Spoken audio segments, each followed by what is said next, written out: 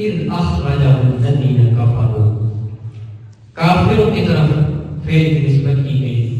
اس کا لفظی معنی ہے تو یہ ہے کہ کافروں نے آپ کو نکالا، لیکن ادب کا تقاضا یہ ہے کہ یہاں پر علماء نے یہ ترجمہ کیا ہے کافروں کی شرارت کی وجہ سے آپ کو باہر تشریف لے جانا۔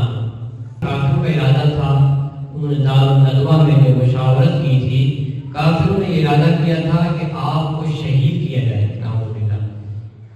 کافر آپ کو نکالنا نہیں چاہ رہے تھے، کافروں نے شہید کرنے کا ارادہ کیا تھا۔ تو کافر جو تھے وہ سبب بنے تھے آپ کے پاس تشریف لے جانے۔ تو پتہ لگا فعل کی نسبت اس کے سبب کی طرف کی جا سکتی ہے۔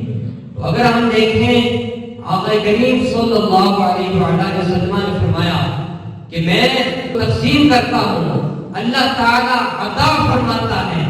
آقا کریم ہمیں نعمتیں ملنے کا سبب اور واسطہ اور ذریعہ ہیں، تو ہم یہ کہہ سکتے ہیں کہ اللہ تعالیٰ کی نعمتیں ہمیں آقا کریم عطا فرماتے ہیں۔